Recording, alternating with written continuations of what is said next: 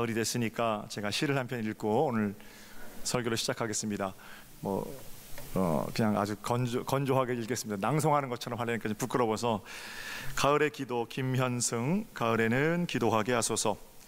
낙엽들이 지는 때를 기다려 내게 주신 겸허한 모국어로 나를 채우소서. 가을에는 사랑하게 하소서. 오직 한 사람을 택하게 하소서. 가장 아름다운 열매를 위하여 이 비옥한 시간을 가꾸게 하소서. 가을에는 홀로 있게 하소서. 나의 영혼 굽이치는 바다와 백합의 골짜기를 지나 마른 나뭇가지 위에 다다른 까마귀 같이. 아름다운 시거든요. 고등학교 교과서에 실렸던 것 같은데, 근데 그때는 이 시를 감상하기보다 먼저 분석했던 것 같아요. 유명한 강사께서 TV에 나오셔서 이 시를 읽고 이렇게 강의하셨습니다. 여러분, 가을에는 기도하게 하소서. 하소서의 밑줄 쫙. 2연과 3연의 하소서가 반복되죠. 운율을 맞추고 있는 겁니다. 가을에는 기도하게 하소서. 기도의 동그라미, 2연의 사랑 동그라미, 3연의 홀로 역시 동그라미. 그리고 연결하세요. 기도, 사랑, 홀로 있게 각 시의 주제어가 되죠. 나머지는 그것들의 내용입니다. 1년의 두 번째 줄을 봅니다. 낙엽들이 지는 때. 언젠가 시인은 모든 것이 지는 때를 암시하고 있는 겁니다. 겸허한 모국어, 그 마지막 때 절대자와 나눌 수 있는 언어들이겠지요. 시인에게 기도란 절대자와 나누는 대화인데 그걸 겸허한 모국어라고 말하고 있는 겁니다. 이런 이미지를 뭐라고 하나요? 이런 식으로 배웠어요. 그래서 이 시를 대하면 온통 밑줄과 동그라미, 빨간색 볼펜, 까만색 볼펜, 파란색 볼펜, 그런 것만 생각이 납니다. 시를 읽고 나서 유치원의 깃발 같은 경우는 이것은 소리 없는 나우성, 그러면 그걸 생각하기보다 공감각적 이미지 이러거든요.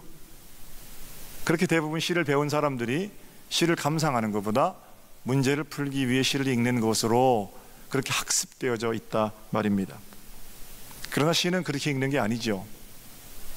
이 시를 그렇게만 읽으면 나이가 들어서 똑같은 시를 대할 때도 밑줄 쫙, 동그라미 이런 것만 들리고 보이거든요. 시는 분석도 해야 되지만 감상도 해야 되는 겁니다. 그렇죠? 저는 말씀도 마찬가지라고 생각해요. 말씀 연구하는 거 굉장히 중요하고요. 그 말씀의 의미를 제대로 깨닫는 것 아무데나 갖다 붙이는 거 아니거든요. 그러니까 굉장히 중요한 일입니다. 그러나 연구만큼 중요한 것이 묵상입니다. 낱낱이 말씀의 의미를 파헤치는 것이 우선이 아니라 말씀을 사모하는 마음, 말씀을 갈급해하는 그 심령을 가지고 내게 무엇을 말씀하시는가를 들으려는 귀, 그런 좋은 마음들이 오히려 말씀을 바르게 묵상할 수 있는 길입니다. 이런 마음으로 3연을 다시 보겠습니다. 제 마음대로 읽은 3연이 어떻게 되는지 잘 보이시나요? 배경이 있어서 잘 안 보이는데 3연을 보세요. 상상력을 발휘해 보는 겁니다. 가을에는 홀로 있게 하소서. 하나님, 이제 모든 계절이 지나고 차가운 겨울이 올 텐데 하나님, 이제 하나님 앞에 홀로 서야 할 때가 올 텐데 그때를 기다리는 이 가을에 저로 하여금 홀로 서는 준비를 하게 하소서. 제 마음대로 그냥 읽은 거예요. 나의 영혼 굽이치는 바다를 지나. 하나님, 인생의 겨울 앞에 돌아보니까 내 삶이 굽이치는 광야 같은 그런 시간들도 있었네요. 백합의 골짜기를 지나. 하나님, 어떤 때는 백합의 골짜기 참 영광스러운 그런 순간들도 있었네요. 마른 나뭇가지에 다다른 까마귀 같이. 그러나 지금 하나님 앞에 홀로 서는 이 연습을 하는 이 시간만큼은 언젠가 단독자로 서야 할 나의 실존을 알고 무릎 꿇어 겸허히 하나님께 기도하게 하소서. 맞는지 안 맞는지는 모르겠지만 어쨌든 시는 이렇게 읽는 게 조금 더 마음에 감동이 오지 않은가, 풍성해지지 않는가, 그런 생각입니다. 여러분도 이번 가을에 시 한 편 읽으시고 마음대로 상상하셔서 그 시에 눈물 짓고 그런 일들이 좀 있으셨으면 좋겠네요. 제가 이 시 얘기를 꺼내는 이유는 김현승 씨의 고백처럼 인간은 홀로 왔다가 홀로 돌아가는 고독한 존재라는 겁니다. 한여름에 장렬하는 태양, 급이실 때는 그런 거 잘 모르다가 찬바람 불면 정신이 버뜩 나지요.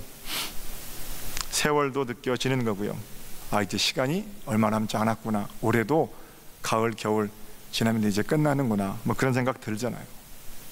그런가 하면 외로움이 거침없이 밀려올 때도 있습니다. 특별히 믿었던 사람들에게 실망을 한다든지 또는 믿었던 사람들이 등을 돌리는 배신의 자리에서 우리는 잠을 못 이루기도 합니다. 아무도 내 편이 아닌 것 같은 외로움도 느끼게 되지요. 그럴 때 어떻게 하세요? 시인처럼 가을에는 홀로 있기를 원합니다, 이렇게 하나님께 기도하며 나가십니까? 아니면 오늘 밤도 나를 위로해 줄 사람, 내 얘기를 들어줄 사람, 사람들 찾아서 저작거리로 나서십니까? 우리 예수님 따르려는 사람들인데 우리의 외로움, 또 우리의 슬픔, 이런 거 해결하기 위해서 우리의 모범이신 예수께서는 어떻게 하셨는지 한번 생각해 보기를 원합니다. 본문 32절을 볼게요. 전반부를 먼저 보겠습니다. 보라, 너희가 다 각각 제 곳으로 흩어지고 나를 혼자 둘 때가 오나니 벌써 왔도다. 너희는 제자들입니다. 제자들, 너희들 다 흩어질 거고 내가 혼자 있을 거다. 그리고 그때가 벌써 왔다, 이렇게 말씀하시는 겁니다. 가을의 어떤 주제가 외로움이라면 우리 주님께는 이미 가을이 온 겁니다. 사랑하는 사람들 다 떠났습니다. 제자들 입장에서는 그렇게 능력이 많던 예수가 시답지 않은 소리를 하시는가 하더니 무기력하게 그들의 눈앞에서 잡혀갑니다. 맹인을 보게 하고 문둥병자를 일으키고 물리를 걷고 5,000명을 먹이고 바람을 잠잠케 하던 그 화려한 능력들은 어디 갔는지, 지금은 그저 도살장에 끌려가는 양처럼 사람들에게 포박되어 끌려갑니다. 그 선생님이 그 선생님인가? 정말 같은 사람인가? 100번이고 고쳐 묻고 싶었겠지요. 그래서 그들은 그렇게 끌려가는 예수님을 변호할 자로 나설 수 없었습니다. 그러나 사람이 그래서는 안 되지요. 사람이라면 양심이 있어야죠. 그 사람들이 누굽니까? 최소한 3년 동안은 예수님과 가족보다 더 가까이 지내던 사람들입니다. 이 마을 저 마을 다니면서 함께 음식도 먹었고, 가난하고 아픈 사람들의 현실 때문에 함께 눈물도 흘렸고, 새로운 세상을 함께 꿈꾸었고, 그 꿈꾸다가 죽어도 좋겠다 이런 생각도 했었고, 하나님 나라를 이루기 위해서 몸이 부서져라 함께 고생했던 사람들입니다. 근데 이제 찬바람 조금 분다고 그렇게 배신해서야 그거 사람 도리 아니지요. 그러나 그들은 예수님을 홀로 두고 다 제 길로 떠났습니다. 아니, 떠날 겁니다. 그 사실을 너무나 잘 알고 있는 주님께서 말씀하시는 거예요. 너희가 다 나를 떠나고 나를 혼자 두는구나. 고독한 순간이지요. 그런데 32절은 그 고독함 한 절이 채 끝나기도 전에 아, 외롭다, 그리고 끝나지 않아요. 다시 한번 32절을 보여주세요. 그러나, 찾으셨어요? 그러나 내가 혼자 있는 것이 아니라 아버지께서 나와 함께 계시느니라. 할렐루야. 내가 혼자 되었구나. 너희가 다 나를 배신하고 등을 돌리는구나. 외로워서 죽겠구나. 이게 아니고요. 그러나 내가 혼자 있는 것이 아니란다. 마른 나뭇가지에 다다른 까마귀 같은 그런 쓸쓸한 처지지만 외롭지 않다라는 겁니다. 이유가 뭡니까? 아버지께서 나와 함께 계시느니라.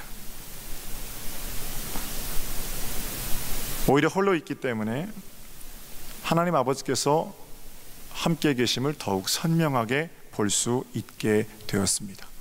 그래서 우리 주님은 외롭지 않으신 겁니다. 사랑하는 성도 여러분, 혹시 여러분의 인생에 가을을 만나셨는지요? 풍성하리라 기대했건만 쓸쓸하고 외롭기만 하십니까? 지금이야말로 하나님을 더욱 선명하게 만날 수 있는 시간입니다. 하나님 우리를 사랑하신다는데, 그리고 전능하신 분이신데 우리를 외로움 가운데 내버려 두시는 것은 우리를 더 가까이 만나기 원하시기 때문입니다. 목회를 하면서 좋은 믿음을 가지신 분들을 만나는 건 참 복된 일입니다. 믿음 좋은 분들의 공통점이 있어요. 믿음 좋은 분들의 공통점은 자기 자신에 대해서 한 번쯤은 아주 깊게 절망했던 경험을 가지신 분들이 대개 믿음이 좋습니다. 믿음의 높이는 자기 자신에 대한 절망의 깊이와 비례합니다. 나 혼자서 내 힘으로 아무것도 할 수 없다는 것 깨닫는 그 자리로부터 하나님께 내어 맡기고 하나님께서 통치하시고 다스리시는 것에 대한 믿음이 더 확증되어져 가는 거죠. 내가 다 할 수 있는데, 내가 이만큼 위대하고 큰데, 내가 이만큼 세련됐는데, 내가 이만큼 가졌는데, 내가 이만큼 배웠는데, 내가 이만큼 의로운데, 이거 내세우는 동안 우리는 하나님을 바로 볼 수가 없습니다. 하나님을 의지하려면 하나님 아니면 나는 아무것도 아니라는 것, 진정한 회개, 거기로부터 비로소 하나님을 의지하는 길이 시작이 됩니다. 이쯤 되면 홀로 두시는 것, 약하게 하시는 것, 고독 가운데 처절한 절망을 느끼게 하시는 것, 그것은 하나님의 또 다른 은총이자 선물이라고 아니할 수 없는 거죠. 아버지와 형을 속인 야곱은 도망길에 오르게 됩니다. 복 받겠다고 한 일이 도망가는 이유가 되었습니다. 어머니 품에서 팥죽이나 끓이던 야곱이었기 때문에 광야의 길은 그에게는 굉장히 무서운 길이었을 겁니다. 어머니와 짜고 저지른 일, 결국은 형과 아버지의 칼을 피해서 도망갈 때 어디까지 가요? 어머니의 동생 라반이 사는 하란까지 갑니다. 지금 야곱이 살고 있는 베르셰바로부터 하란까지는 약 800km 정도가 됩니다. 800km는 지금도 멀잖아요. 과거에 800km 운송수단도 변변치 않을 때, 또는 지금처럼 길이 잘 돼 있는 것도 아니고 그냥 광야길이거든요. 광야길 800km를 가는 거 절대로 쉽지 않고, 에서라면 아마 갈 수 있을 거예요. 에서는 칼 쓰는 사람이니까 광야에서 그런 거 다 무찌르면서 갈 수 있지만, 야곱은 매일 집에서 책 보고 팥죽만 끓이던 사람이거든요. 광야길 800km를 어떻게 가요? 가다가 죽을 수도 있겠지요. 어쨌든 살아야 되니까 도망을 나섭니다. 헐레벌떡 죽을 고생을 하고 광야의 첫 밤을 맞이하게 되는 장소가 있는데, 바로 그 장소가 루스라는 곳입니다. 후에 루스는 벳엘로 이름이 바뀌게 되지요. 브엘세바에서 약 90km 떨어진 거예요. 90km면 야곱은 진짜 많이 온 겁니다. 죽을 고생을 하고 첫 밤을 맞이한 그날에 야곱은 한 번도 노숙해 본 적 없지만 양털을 입을 삼고 돌을 베개 삼아서 노숙자로 첫 밤을 광야에서 지내게 됩니다. 외롭고 무섭고 떨리는 밤입니다. 약간의 야곱은 아직 본격적인 인생도 시작하지 않았습니다. 그러나 벌써 인생의 가을, 겨울, 쓴맛, 단맛 다 본 것 같았을 겁니다. 그런데 그 외로움의 밤, 아버지 품에 있던 때가 아니라 광야에서 외롭고 춥고 무섭고 떨리는 그 밤에 하나님께서 야곱을 찾아오십니다.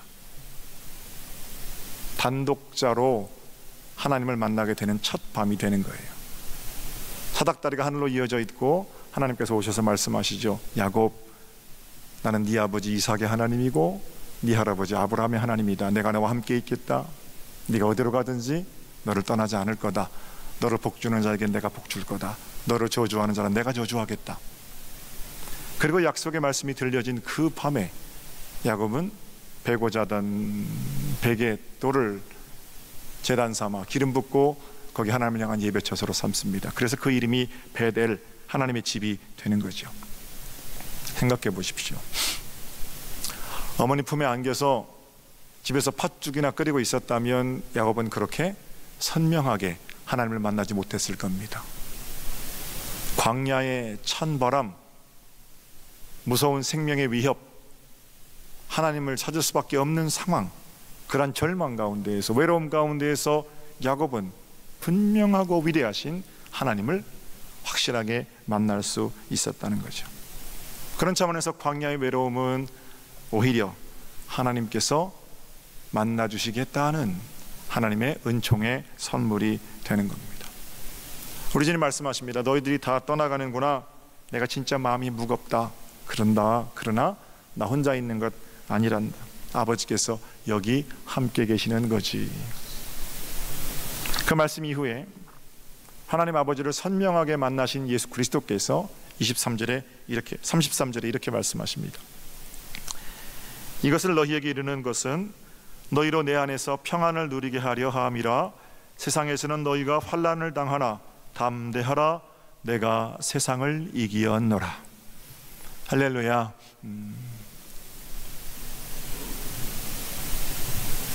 사랑하는 성도 여러분, 우리 믿는 자들의 담대함의 근거는 우리와 함께 계신 하나님 아버지이십니다. 우리 재물도 아니고, 우리 능력도 아니고, 우리 건강도 아니고, 믿고 나서는 길 위에서만 기적을 체험할 수 있어요. 하나님 우리 아버지 되시거든요. 캐나다와 미국 국경에 나이아가라 폭포가 있죠. 외줄 타는 고개사가 그 큰 폭포를 가로질러서 밧줄을 묶었답니다. 여러분 잘 아시는 얘기일 거예요. 그리고는 그 밧줄 위로 고개를 부리며 서커스를 합니다. 사람들이 몰려 나오고 세계적인 외줄타기 고개사는 자유롭게 폭포 이쪽 저쪽을 왔다 갔다 하는 거죠. 사람들이 박수를 치며 그 고개사를 높이고 칭찬을 합니다. 그때 고개사가 이런 제안을 합니다. 여러분, 제가 제 어깨에 사람을 태우고 이 외줄을 왔다 갔다 할 수 있을 거라고 생각합니까? 당신은 충분히 할 겁니다. 여러분 믿으십니까? 당신이라면 충분히 그거 가능할 겁니다. 막 박수 치면서 한번 해보라는 거예요. 우리가 그 놀라운 광경을, 혼자 가기도 무서운데 어깨에 태우고 그런 광경을 보고 싶다, 막 박수를 치는 거예요. 그때 고개사가 다시 한번 제안을 합니다. 그러면 여러분들 중에 정말 제 실력을 믿으시는 한 분만 자원을 해주시죠. 제가 그분을 어깨에 태우고 이 고개를 보여드리겠습니다. 아무도 나서지 않고 슬금슬금 뒤로 빠지기 시작합니다. 그때 한 소년이 손을 들고 제가 어깨에 탈게요 그러는 거예요. 사람들이 소년을 말리기 시작합니다. 얘야, 그건 너무 위험하단다. 너 부모님한테 허락은 받았니? 네 아빠 어디 계시니? 말리는 거예요. 얘가 꼬마가 말하기를, 아저씨 걱정 마세요. 저기 있는 저 고개사가 우리 아빠세요 그랬대요. 사랑하는 성도 여러분, 세상에서는 우리는 환난을 당하게 되지요. 담대하라 주님 말씀하시는데 그 이유가 뭐며, 하나님께서 우리의 아버지가 되어주시고 나는 그 하나님 아버지를 누구보다도 확실하게 믿는다는 것.